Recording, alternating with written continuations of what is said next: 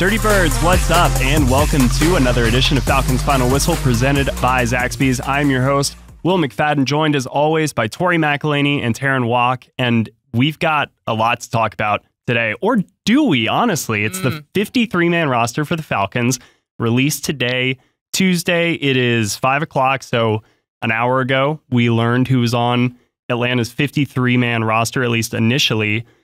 And I feel like the biggest takeaway is that there weren't a ton of takeaways. There weren't a ton of surprises. So, Terrin, you were just kind of red hot coming into the podcast studio today. So we'll start with you. Yeah, like what was your biggest thing when you looked at the 53-man roster for the first time? I first want to say, like, today is probably the worst day in the NFL. So I don't want to, like, I shouldn't have said I'm buzzing right away. But it's a tough day because there are so many players who were released and whatnot. Yeah. And I hope they all land somewhere and have fruitful careers. Is the word fruitful or is it fruititious? That's definitely not a word. Okay. Anyways, back to what I was saying. So with that said, I'm buzzing though because I had Deangelo Malone as like on my 53-man projection, and I was the only one out of us. And so I would just like to take that slight W. I know, Tori, I'm giving you a pass because you had to do the first edition, which was right after Miami, a.k.a. pre-injuries and also pre-Matthew Judon and Justin Simmons. But, Will, I'm taking that dub over you because otherwise ours were about the same. I just love that your big takeaway is that you took the W in an imaginary roster prediction series that we decided to do. Like, that was your... That was big at the beginning. Have, like, made it through a month and a half of training camp. We have been watching this team like a hawk. Nobody closer than you. And you're just like, Deangelo Malone, I decided to put that name down. Let's go. Because it was also that, like, Will. That's your big takeaway. Back and forth of like Chris Blair, Deangelo Malone, Chris Blair, Deangelo Malone. And I went with the special teams because it was the right call. Special players. Kudos to you. And the Falcons did as well. And Tori, that was something that all preseason long, like, you were very good, I think, about reminding us is special teams matters, right? Like, it's a cliche for a reason this time of year is a path to the team for a lot of players is through special teams. And so you're getting the special teams credit. When you saw Deangelo Malone kind of, make the 53-man roster, given the performance that he's had all preseason, like, did it make complete sense to you or was it still a little shocking? No, I think it made sense because I think we even talked about this a couple of podcasts ago where it's like you want to... Because special teams is this part of the game that I think over the last few years has lost value. And recently with the dynamic kickoff rules and everything, with the rule changes, they're trying to infuse... I'm just excited. I just see Terrin shaking over there. They're trying to infuse and bring back special teams and the significance of it in the modern game. And so to see someone like Deangelo Malone, who we have talked about having the special team prowess and that's his value... To see him get rewarded with a 53-man roster spot, I think is not necessarily surprising, but it is something to take note of because it's something that I think other people across the league, even players who are in college right now and will be coming up in the next 4 or 5 years that can hopefully make a name for themselves on special teams. Deangelo Malone is kind of that guy over the last few years for the Falcons that you don't necessarily know exactly where to place him defensively, but you know that he's someone who shows up in special teams all the time, and you reward someone like that. Yeah, I mean, he's a little bit of that tweener body type, right? And those are probably becoming a little bit more common, I think, just with the prevalence of 7-on-7 passing camps and ththings like that at the youth level. You've got maybe some of these bigger bodies who are just better athletes, frankly, than they probably were 30 years ago when you were the same 6'5", 250-pound guy. Shouldn't be running as fast as these guys do nowadays. So that makes them almost like the perfect special teams player, though, right? Like Deangelo Malone, and this is why I almost feel a little bit silly in hindsight, like not having thought of this or seen it coming, because once I did about, Saturday afternoon and was just kind of thinking about what could this roster look like, I was like, of course, Deangelo Malone is like a quintessential special teams player, especially in kind of the modern NFL and how I expect this rule change to impact kickoff coverage, kickoff returns. Like, He runs in space very well. He is long-limbed. He can make these reaching, diving tackles. Like, he's going to be, I think, a pretty good special teams player for this team. So, Terrin, anything else about special teams that you want to mention here? Yeah. Special teams. Well, Deangelo Malone, just to solidify it one more time, had the most special team tackles, not only among the Falcons, but in the league. 6. And that is my lucky number. So, wow. Look at that, full circle. Wow. Yeah. I just realized that too. Live on air. All right, so I've calmed down. Let's kind of quickly go. We're not going to touch on every position, but maybe just the ones where there was a notable name included or left off. Quarterback, very quickly, we can talk about Taylor Heinicke. You know, Terrin, you and I recorded your kind of 53-man prediction podcast. And in the middle of that recording session, the news came out that the NFLPA was rejecting the proposal to have the emergency third quarterback be a member of the practice squad with unlimited elevations. Therefore, that emergency third quarterback has to be on your active roster. We don't know if that factored into the decision at all. We are not privy to the decision-making process for the Atlanta Falcons organization, but as much as people think we do. Exactly right. They think we're just sitting right over Terry's shoulder, but no. I do wonder if that played a factor in Taylor Heinicke being on the 53-man roster, but I think we're all in agreement that he does provide a lot of value in that third quarterback role. So, Tori, I mean, are you surprised to see Taylor Heinicke here after the preseason, or ultimately, like, he should be here? No, I wasn't surprised at all by this, actually, especially considering the conversation around the emergency third quarterback. I do think there is value in keeping Taylor Heinicke on this roster, and I know that's a hot take for a loud faction of the fan base over the course of the preseason. But I would argue against kind of what you saw from Taylor Heinicke in the preseason and look more towards what you've seen from Taylor Heinicke over the course of his career. He is a valuable asset in depth, and I will stand by that. You also have to think about it this way, too. His cap hit versus his dead money hit was lopsided. So if you were to cut him, I know it's not a huge number, but I believe it was like $3.3 million that you were going to have in dead money, which, again, not the end of the world, considering that the Falcons have extended AJ Terrell. They've moved money off of Chris Lindstrom's contract. They've done a lot of cap maneuvering, and they're in a very, very healthy spot in terms of cap and dead money. But that's a part of the conversation, too, that you have to have, that you can't overlook that. And Taylor Heinicke, again, I will say this again, I'm looking ahead to week 10, 11, when, God forbid, things happen across the league, and you can maybe get something for Taylor Heinicke if it came down to it, if that's something you even wanted to do. But Taylor Heinicke has said he wants to be here. He believes there's something special being built with this roster and with Raheem Morris.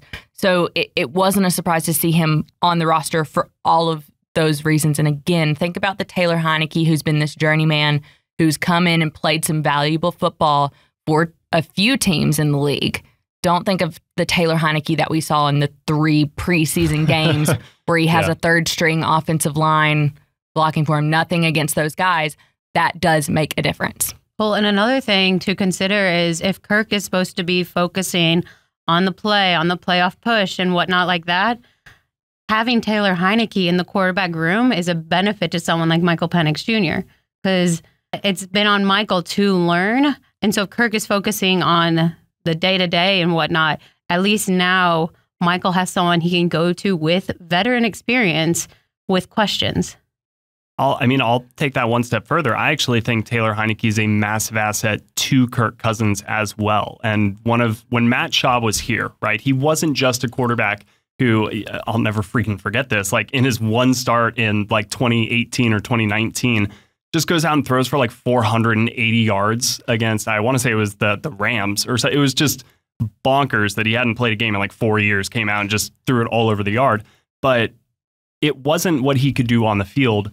His biggest value to this franchise was in the meeting rooms, in the quarterback room, because he was one of the few players in the league by the end of Matt Ryan's career who was older than he was, had also seen a lot of starting action, could speak with the voice of a starting quarterback, and somebody that Matt Ryan would listen to. Yeah. there's few players at this point in time that Kirk Cousins is probably going to, seriously consider their input and things like that. Not because, Kirk doesn't like to take advice from different people. It's just because he probably knows a lot more than some of the people around him. And so if it was just Kirk Cousins and Michael Penix, then yeah, Kirk can rely on TJ Yates, and I'm sure he does, and I'm sure he will. He can rely on Zach Robinson, but Taylor Heinicke is also going to be just another veteran presence that he can rely on, who will be able to say, hey, I remember when, and in that situation, I did X. Yeah. And that, I think, will carry a little bit of weight as well. So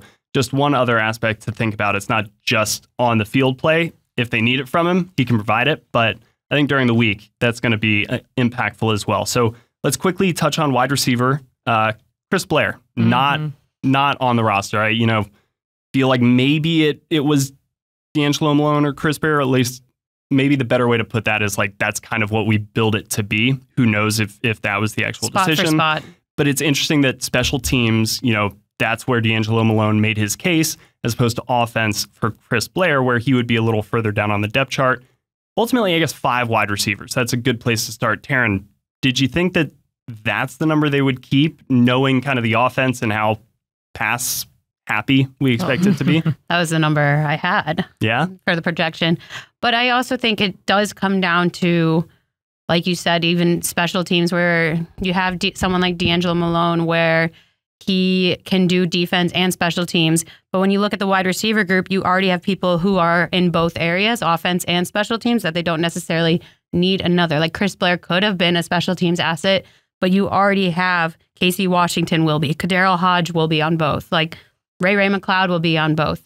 Do you need another wide receiver body type out there? Yeah. That's a good thought. That's my thought process there. Yeah. I mean, I think you bring up a good point because that's something we've been talking about all the time with special teams is like, how does the new rules change the body types that you throw out there? It seemed that if we're working with the assumption that it was Deangelo Malone, Chris Blair, Kevin King, which we'll get to in a minute, that are all of these guys who were right on the cusp, those bubble players. I think there were 4 total. That you would... Yeah, that are kind of like interchangeable in these. Like we can say Chris Blair and Deangelo Malone and then maybe Kevin King and Jovan Gwynn. Like I feel like those 4, you're like permutation combinationing them. Right. Like who's in, who's out. Yeah. And with Chris Blair, I was surprised. You asked about like being surprised about Taylor Heinicke, being surprised about Deangelo Malone. I wasn't surprised that they made it, but I kind of was surprised that Chris Blair and Kevin King did not.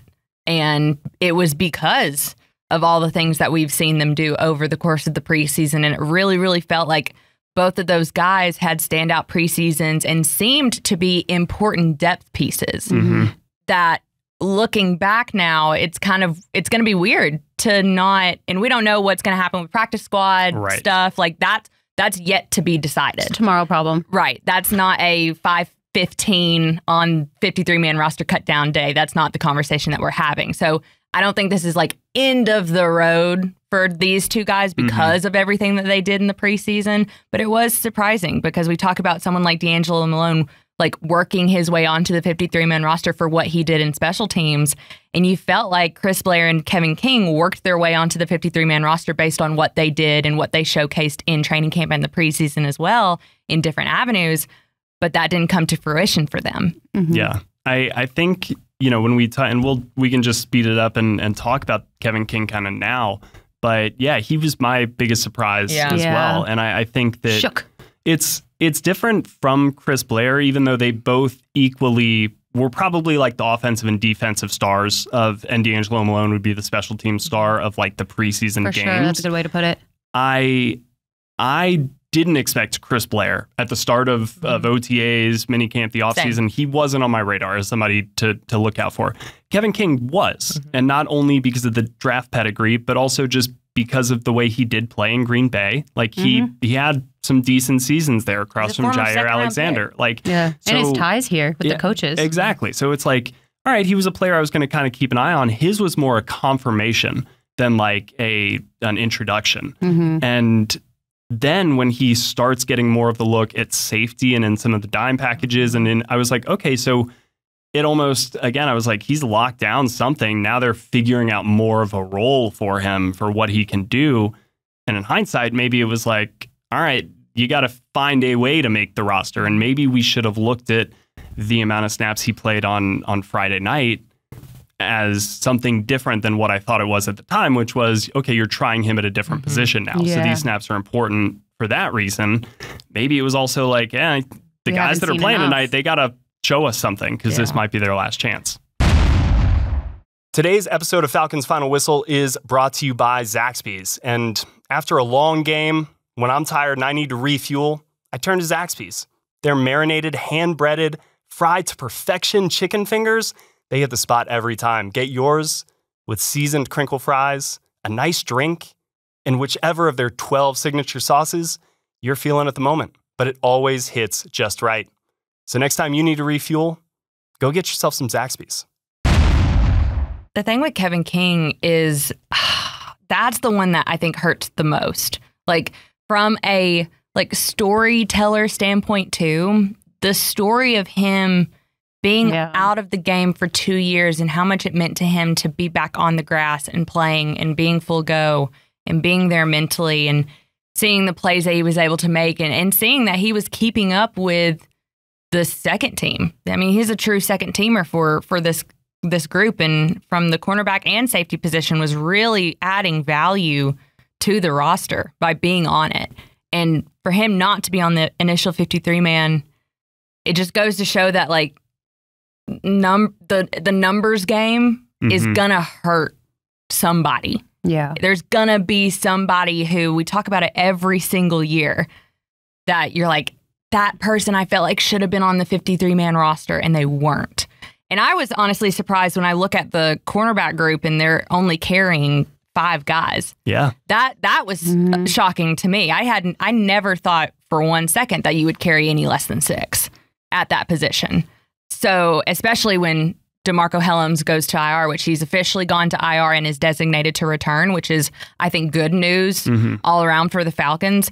But I mean, that Kevin King not being on the 53-man roster, that's the one that I think stings the most because of the level of surprise I felt when I saw his name on the list of released guys. Ooh, I can pull out a stat. Go ahead. So I didn't break them down when I pulled these initial numbers between cornerback and safety, but regardless, if you combine cornerback and safety, there's 9 defensive backs on this 53-man roster. They've had double digits since 2019, at least 10, 11, which, like, yes, that's 1 or 2 bodies, but that makes 1 or 2 bodies when you're talking about how tight this puzzle is when it comes to the 53-man. I think it goes back to the first conversations we ever had about this 53-man roster. How many defensive linemen you knew you had to keep? 9. Like, how many you knew you had to keep on the roster. And that meant pulling numbers from other points in time. And that's something, I don't know, like, I say all this and we knew that was going to happen. We sit here every podcast over the last couple of weeks being like, who are you going to cut out of the defensive lineman? No one. And they didn't. They kept almost that entire group intact that we had spoken about time and time again. Yeah.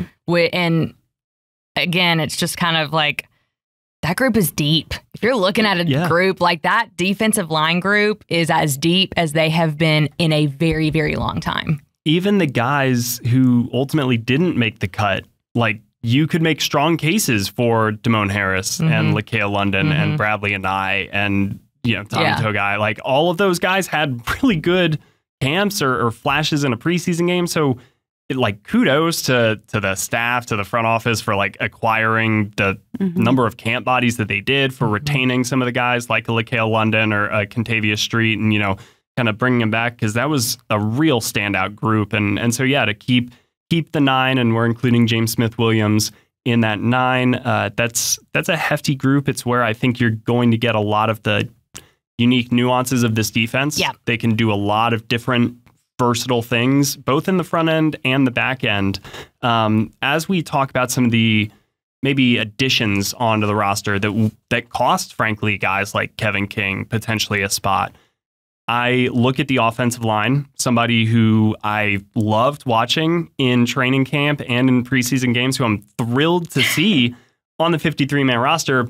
but who I'm ultimately very sad that I didn't have enough faith in my projection, because then we would have tied Terrin and it would have come out of nowhere. But Javon Gwynn, like he, in his second year as a reserve interior offensive lineman, just impressed the heck out of me. Like, looked smart out there on the field, kind of always found work, was passing things off, both playing center and the guard position. So I think both he and Kyle Hinton and Ryan Newsel, the Falcons have some quality interior depth, and then Storm Norton is kind of your swing tackle. I love this offensive line group, but did you guys, because I know I was high on like Javon Gwynn, probably the highest of the group, probably the highest of like anybody I know. I think I was the only one ready to have like the Javon Gwynn, Kyle Hinton conversation. Even Arch was like, yeah, okay, Will, like, let's talk about Chris Blair a little bit more. So did you guys see that one coming at all? Was that even on your radar that they would maybe keep 9 offensive linemen? Not really. No. I didn't. I mean, I think with Javon Gwynn though, he was someone who's kind of flew very under the radar. But that's a good Would you have even thought of him if I hadn't like brought his name up to you guys? I knew. So I actually talked a little bit about him in the off season on a podcast, because he was getting a lot of reps at guard, and he's a true and true center. That's what he specialized in at South Carolina. And he's undersized. He's undersized. Yeah. Like when you look at a guard, he is not the normal body type for a guard. And I didn't really put a lot of stock into it then, but I did make mention of it, that, hey, this is a guy who's kind of cross-training a little bit, spending a lot more time playing guard in, some OTAs and mandatory minicamp. And then we get into training camp, and there are so many other position battles and so many other things to talk about, that a guy playing a reserve role at a guard position when he's normally a center, like, wasn't necessarily a thing. And then Ryan Newsel has the calf strain when we're in Miami, and Javon Gwynn goes back to playing center a little bit in that game, and just continues to cross-train, continues to fly under the radar. That's kind of his story, and why we're here today talking about him is you have to give credit where credit is due, where he did what he had to do in terms of having that position flexibility to find a way onto this 53-man roster. Yeah, I completely agree. It is the versatility is like just an important part of this time of year. I mean, both special teams versatility and at positional versatility. But that still makes Kevin King so it does. Shocking. I know, right? And again, but we don't know. Brought up a great point. Yeah, like we don't know what the future holds. Kevin King could be a strong candidate for practice squad. Yeah, like and then I'll you be elevate him if you need to. What happens with that? Who around the league? Because like frankly, I think this process in general, just around the league, is becoming a little bit more of an important moment for a lot of front offices and teams. Like I think there is a little bit more attention paid to just kind of roster cuts and things like that, because I do think the level of talent across the league is just raised a little bit. Guys entering the league every single year, probably like from pick 1 to Mr. Irrelevant, like that's a stronger batch. And so I think teams are just more aware and able to track guys a little bit better. I wanted to let's touch on Micah Abernathy briefly. He was somebody who I kind of had a little bit of a blind spot for. So Terrin, I know like you constantly were kind of a voice saying Micah Abernathy in my ear. What stood out about him? I didn't have him on my 53-man projection solely because I guess I messed up mentally, where it was like I thought DeMarco Hellams had to be on it and then put on IR. But that was my bad. I think technically he does. Like and when you file it to the limit. I mean, you're getting into process. It's very nuanced. So the reason how it's being announced versus how it's being processed. And when I wrote it, I put like, if DeMarco Hellams does end up on IR, then Micah Abernathy is going to fill that void. Yeah. It's just you've seen him step up in that role. You saw him step up in it last year a lot. I know you wrote a really good story on Micah last year sitting in the crowd with his dad, right? Well, no, that was D Alford. Yeah. No, Micah was the church. Yeah. Okay. Micah's mixing up great stories. Sorry. Oh, thanks. D made the roster too, though. Right. D's also on the roster. So, if you haven't read those, read them both. But so D Alford watched a football game with Mike Abernathy's dad. Is that what I'm? No. I watched a football game with D Alford's dad, and then went to Ralph Abernathy Sr.'s church, which was the haven for the civil rights movement, and they're trying to work on it becoming a national landmark. The lead Abernathy to the Micah family. story is Chef's Kiss. Thank you. Anyways. Right. Yeah, that sounds amazing. A lot of praise real quick. I know. Thank you. I appreciate it. Thank you so much. After I took the W in the beginning and you're taking it mid-podcast. Yeah. But I just think people have spoken very highly about Micah. Mm-hmm. Jerry Gray, especially after DeMarco got hurt, was like, Micah. Because I asked him, like, who do you expect to fill that void? Is there someone on your mind? He's like, Micah Abernathy. It's like, he's just someone who is continuously showing us that he is capable and is able to step up to the plate. So you raise a good point, too, about this familiarity. Yeah. His familiarity with the guys in this room, his familiarity with Jerry Gray, this entire secondary. He's from Atlanta. I mean, that doesn't mean anything in the grand scheme of things, but there is just like it's sentimental. There is this like level of familiarity with Micah Abernathy that you just kind of trust him to handle his business. Something that I did want to talk a little bit about before we wrapped everything up was I wrote an analysis on kind of just analyzing the 53-man roster. And what was interesting is, we're talking about all of this and it's like, are we surprised? Are we? And yeah, there are some moments where we're like, yeah, like Kevin King not making the 53-man roster. That is surprising.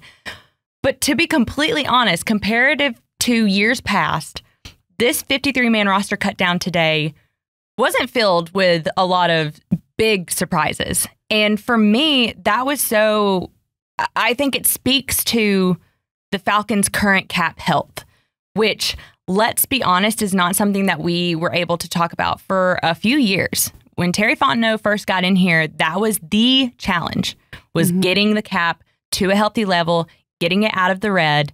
And in 2022, when they traded Matt Ryan to Indianapolis, they took on, at the time, the largest dead money hit in the league's history that has since been surpassed by Russell Wilson and the Broncos. But I digress. At the time, it was huge. It was a huge number, and they took it all on the chin in 2022 in hopes of getting to 2023 and 2024 and being able to make the moves that we have seen them make in the last 6 months. You go out and you get a franchise-level quarterback in Kirk Cousins. You rebuild the wide receiver room around Drake London, bringing in someone like Darnell Mooney, Ray-Ray McCloud. You sign Justin Simmons. You trade for Matthew Judon. You extend A.J. Terrell. All of these things on top of going out and rebuilding and getting some playmakers in Caden Ellis, David Onyemata, and Jesse Bates III last offseason, it goes to show you how important cap health is and how important not having that weight of dead money is, and kind of like what can happen in the caliber of moves you can make when you're not strung to, you have to piece a team together with young rookies and mid-level veteran free agents on 1-year deals. Now, what all you can do, and I think this initial 53-man roster in 2024, the one that just got cut today, is evidence of the work put in by this front office to get health infused back into the salary cap. Yeah. When you were like talking about that, here comes a Terrin analogy. Here we go. Sorry. Here we go. But like the way I think of it is like they have the money. And so instead of buying a bunch of little things or like lower quality things, they bought a few big, good quality things. You know what I mean? Does that make sense? They saved up their Chuck E. Cheese tickets to buy the bear on the top shelf. I was thinking more like real Birkenstocks versus Target Birkenstocks. Sure. But okay. I had a fun childhood. I wasn't allowed to go to Chuck E. Cheese. You weren't? No. Why? I got to play skee ball. My mother. Okay, so a fun fact about me and Chuck E. Cheese, I did also get to the point where my parents were like, let's not go to Chuck E. Cheese, because every time I went, I would get sick afterwards. Well, that's probably why my mother didn't let me go. There you go. Did y'all know Chuck E. Cheese's full name is Charles Entertainment Cheese? Yeah. I sure did. I did not know that. I one time did a expose on Charles Entertainment Cheese. It was like a random college assignment where we had to find that story. It's creepy. I'll tell you that. Somebody asked me that the other day, and my first thought for whatever reason was Chuckles Entertainment Cheese. That would have been cute. I don't know why I thought Chuckles was the full proper name of Chucky. Yeah. But it's Charles for everybody listening out there. Is Chucky like the movie also full name Charles? I don't know the doll. Tell you. Yeah, I don't know. I equate the doll and Chucky to like the same because like characters in costume really freak me out. So that's another Like reason why you mascots, never went to Chuck E. Cheese. Maybe that's why. We have gone off the rails. We have gone off the rails. So we're going to wrap this podcast up. But I do totally agree with you, Tori. I think the cap health, Money this talks. is a testament to, like the bill comes due for better and worse always, right? Yeah. So when you are like restructuring contracts, when you are kind of pushing money maybe to the front end so that you can work the cap to keep guys around in the push for a Super Bowl, like that ultimately is going to leave you on the back end in a tougher spot. And I agree. Like, I think that Terry in the front office did a great job eating it all up at once and then finding ways to creatively add where they could. I think that they've continued to do a pretty good job of keeping us on short contracts, of not really getting themselves over their skis financially with certain players. And yeah, like if you're going to continue this approach, there are going to be some hard decisions along the way. But so far, like it's tough to quibble with any of the moves that they've made and any of the contracts they've really put themselves into. And I think that today, like you said, is a testament to kind of that work. On paper, this 53-man roster is good. Yeah. It's a strong 53-man roster. That means nothing until you go out and prove it. Not me. What happens on paper, what we're talking about now, it's all well and good. But when it's all said and done, how many wins did you get? How far can you get in your division? How far can you get in a playoff push? They got to go out and earn it. This front office has put together a roster that I think across the league people are looking at like, oh yeah, they got some of the best safety. They have one of the best safety duos in the league. Like, you got a deep defensive front. You're bringing back all 5 guys on this offensive line. You got Kirk Cousins in the pocket. You handing it off to Bijan Robinson, tossing it to Kyle Pitts and Drake London. Good roster. Can this good roster win games? That's the question. Absolutely. But it is officially the end of the preseason and the start of the real journey. So thank you guys so much for following along all throughout training camp and the preseason. We will be officially naming the camp champ later this week. So stay tuned for that. It's going to be a fun episode. I'm excited to see what we can come up with for it, frankly. Yeah. I guess that's my job, but there will be a lot of fun in store for that one. So again, for Tori McElhaney and Terrin Waack, I am Will McFadden. Thank you for listening to Falcons Final Whistle, presented by Zaxby's. We will see you guys again soon.